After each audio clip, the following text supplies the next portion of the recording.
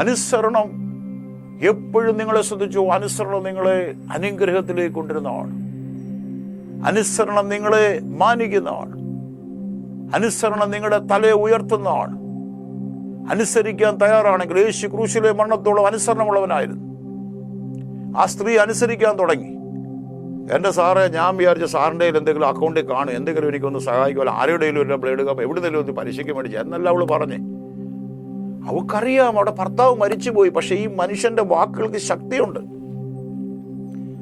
പ്രവാചക വാക്കുകൾക്കും അഭിഷേകമുള്ളവർ പറയുന്ന വാക്കുകൾക്കും പവറുണ്ട്. നീ അതിനെ എന്തുമാത്രം ശക്തി ഇല്ലാതാക്കി നീ ചവിട്ടി തേച്ച് ബലഹീനപ്പെട്ടാലും അവരുടെ മേൽ കിടക്കുന്ന അഭിഷേകം മനുഷ്യരുടെ അഭിഷേകമല്ല. ഞാനൊരു കാര്യം പറയാം.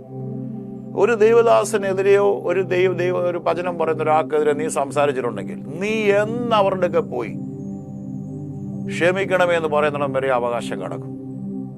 റിയലി ഞാൻ ആത്മീയ അധികാരത്തിൽ ശുശ്രൂഷിക്കുന്ന ഒരു മനുഷ്യനാണ്. ഞാൻ പറയും, മിസ്റ്റേക്ക് ഒരു വ്യക്തി എന്ന് വന്നാൽ അയാൾ ദൈവത്തോട് എന്നോട് ക്ഷമിക്കണമെന്ന് പറയുമ്പോൾ ദൈവ വ്യക്തിയെ പുറത്തു കൊണ്ടുവരും. പക്ഷേ പറയുന്ന നിന്റെയോ ദൈവമാണ് അധികാരം കൊടുത്തെങ്കിൽ, ദൈവമാണ് അഭിഷേകം ചെയ്തെങ്കിൽ, ദൈവമാണ് അത് ഡീൽ ചെയ്യുന്നത്. അതുകൊണ്ട് അനുസരിക്കാൻ തയ്യാറായാൽ അത്ഭുതങ്ങൾ നടക്കും. തകർന്നിരുന്ന് എൻ്റെ മുമ്പിൽ വഴികളൊന്നും കാണുന്നില്ലെന്ന് കാണുന്ന ആരെങ്കിലും ഉണ്ടെങ്കിൽ ദൈവം നിനക്ക് വേണ്ടി അത്ഭുതം ചെയ്യും. നീ ആയിരിക്കുന്നിടത്ത് ദൈവം പറയുന്ന ഒരു വാക്ക് മാത്രം നീ ശ്രദ്ധിച്ച് നീ അനുസരിക്കാൻ തയ്യാറായാൽ അത്ഭുതങ്ങൾ നിന്റെ ജീവിതത്തിൽ നടക്കാൻ തുടങ്ങും. പകൽ മേഘസ്തംഭവും രാത്രി അഗ്നിത്തൂണുമായി തൻ്റെ മക്കളെ നടത്തിയ ദൈവം നിനക്ക് വേണ്ടി പ്രവർത്തിക്കും. എനിക്കറിയത്തില്ല ആരോടാണ്. നിനക്ക് വേണ്ടി പ്രവർത്തിക്കുമെന്ന്. നിനക്ക് വേണ്ടി ദൈവം അത്ഭുതം ചെയ്യും. അസാധ്യങ്ങളെ സാധ്യമാക്കുന്ന ദൈവത്തിന്റെ കരം നിനക്ക് വേണ്ടി പ്രവർത്തിക്കുമെന്ന്. കണ്ണുനീരോടെ എന്നെ കാണുന്നവരെ ദൈവാത്മാ എന്നെ കാണിക്കുന്നു. ഹൃദയം തകർന്ന് കാണുന്നവരുണ്ട്. അവരെ എല്ലാം അനുഗ്രഹിക്കണേ കർത്താവ്. ഈ വചനം വിടുവിക്കുന്നതാണ്.